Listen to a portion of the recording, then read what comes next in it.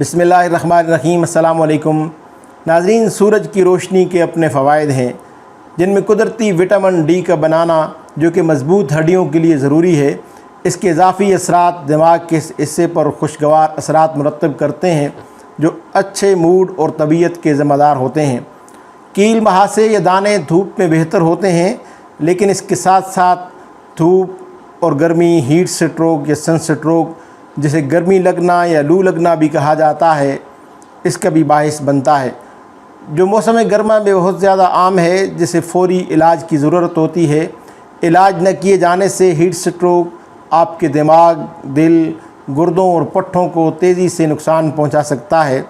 Heat stroke या सन stroke क्या होता है, इसकी इलामात क्या होती हैं, इससे बचाव के लिए कौन सी एहतियाती तदाबीर ज़रूरी हैं, और अगर खुदा न खास्ता इसमें मुब्तला हो जाएं तो इसका इलाज कैसे मुमकिन है, आज हम इस सब पर बात करेंगे। तो मैं हूं डॉक्टर मोहम्मद असलम फ़हीम और आप सबको बहुत बहुत वेलकम है मेरे यूट्यूब चैनल पर। ख़वातीन व हज़रात, वीडियो को आखिर तक लाजमन देखिए, और अगर आप मेरे चैनल पर पहली बार तशरीफ़ लाए हैं तो नीचे दिए गए सुर्ख रंग के बटन को क्लिक कर दीजिए और उसके साथ लगे बेल आइकन को भी प्रेस कर दीजिए ताकि ऐसी ही वीडियोज़ आइंदा भी आपको मिलती रहें।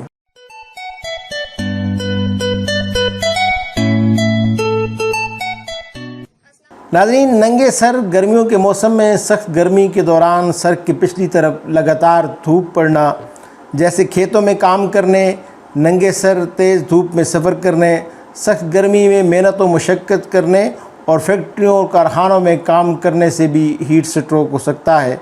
अगर सख्त गर्मी और हबस में सफ़र किया जाए, साइकिल चलाई जाए या मोटरसाइकिल चलाया जाए तो भी सन स्ट्रोक हो सकता है। गर्मियों में जब सख्त गर्मी हो तो तेज़ हरारत के करीब काम करना, जिसकी वजह से शदीद पसीना आए तो भी लू लग सकती है। और एक अहम बात कि जिस्म की हरारत को दिमाग में कंट्रोल करने वाला सेंटर मेडोला पिछली तरफ होता है।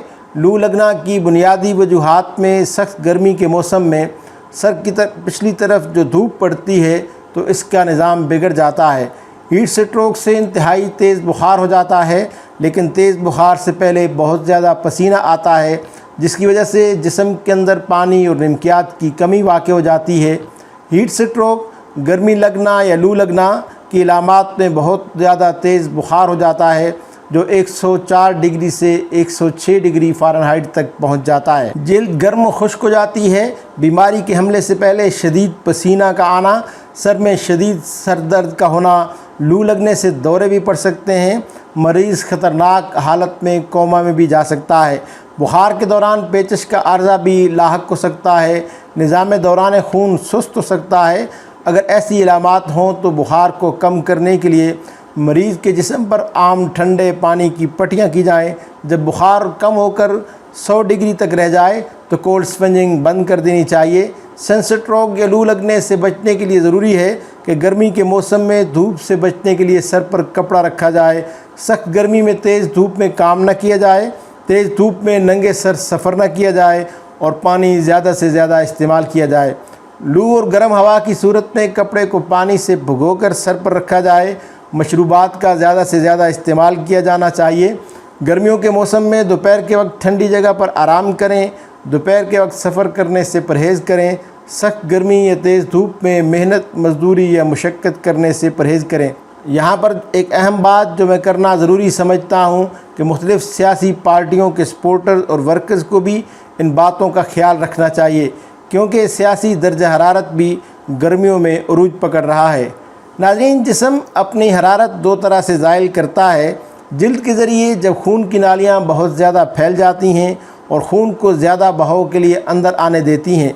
आबी बुखारात बनने के अमल के ज़रिए, जब पसीना पैदा करने वाले गदूद जिल्द पर माया पैदा करते हैं जो बुखारात बनने के अमल के ज़रिए हरारत को खारिज होने में मदद देते हैं। अब जिस्म के दर्जा हरारत को बढ़ाने में अहम किरदार अदा करता है, क्योंकि पसीना फितरी तरीके से बुखारात बनने के अमल को सही तरीके से चलाने में नाकाम हो जाता है।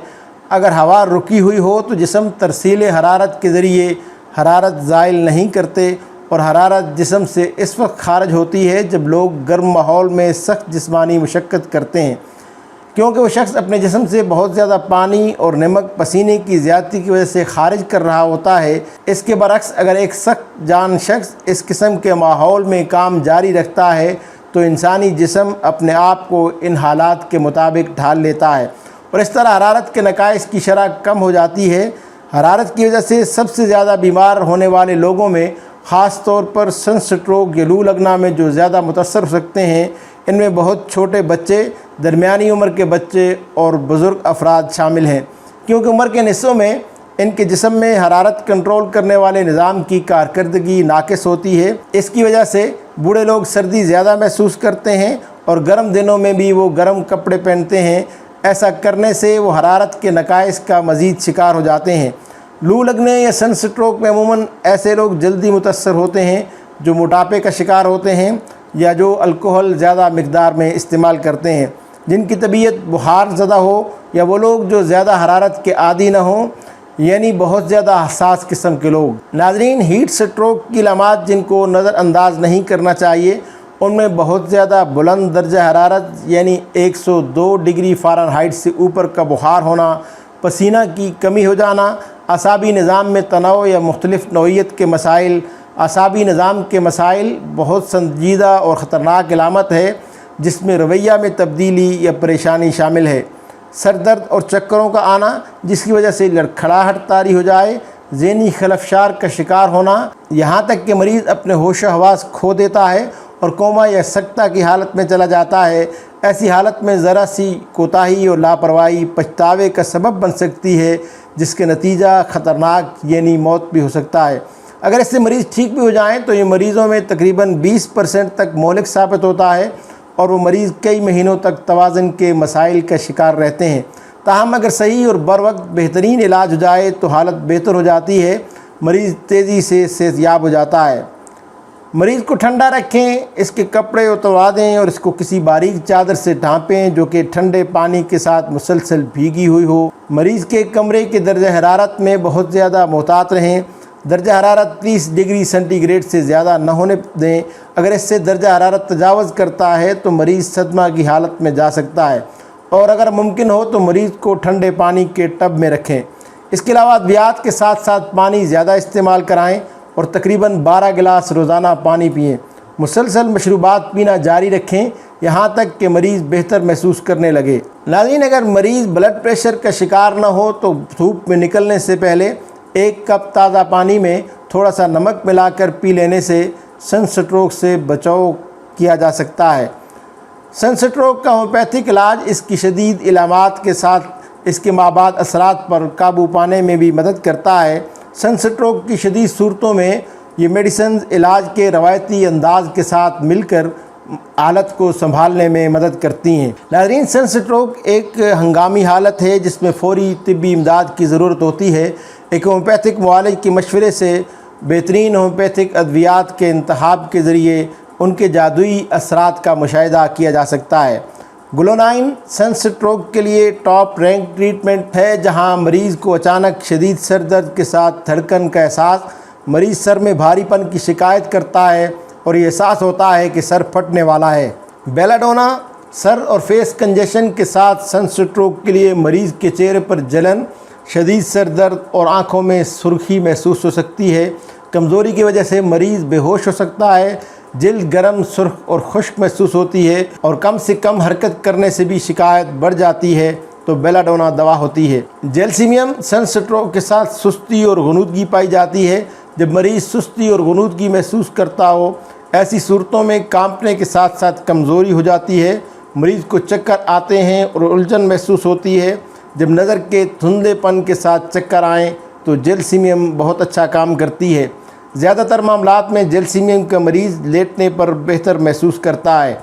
نیٹرمیور اگر 6x میں استعمال کی جائے تو کافی حد تک سن سٹروک سے بچا جا سکتا ہے۔ ان ادویات کے علاوہ بھی کئی ایک ادویات مریض کی انفرادی علامات کے مطابق استعمال کی جاتی ہیں۔ ناظرین، یہ سبھی دوائیں یا کوئی بھی دوا استعمال کرنے سے پہلے اپنے قریبی ہومیوپیتھک معالج سے مشورہ ضرور کیجیے، یا پھر ہمیں واٹس ایپ کیجیے، کال کیجیے، یا پھر بالمشافہ ملاقات کے لیے تشریف لائیے، اس لیے کہ ہمیں اعزاز حاصل ہے کہ عوان ہومیوپیتھک کلینک گزشتہ 46 برسوں سے ہومیوپیتھک طریقہ علاج کے ذریعے دکھی انسانیت کی خدمت میں مصروف عمل ہے۔ آپ کو کوئی اور سوال پوچھنا ہو، کسی بیماری کے متعلق کچھ جاننا چاہتے ہوں یا کسی ہومیوپیتھک دوا کے متعلق آپ کا کوئی سوال ہو تو کمنٹس باکس میں اس کا اظہار ضرور کیجئے۔ امید ہے یہ ویڈیو آپ کو پسند آئی ہوگی۔ ویڈیو اچھی لگی ہے تو اسے لائک کیجئے، شیئر کیجئے اپنے فرینڈز، فیملی اور اپنے پیاروں کے ساتھ تاکہ انہیں بھی بینیفٹ مل سکے۔ اپنا اور اپنے پیاروں کا بہت زیادہ خیال رکھیے۔ ملتے ہیں بہت جلد کسی نئی ویڈیو کے ساتھ، تب تک کے لیے اجازت دیجیے۔ اللہ حافظ۔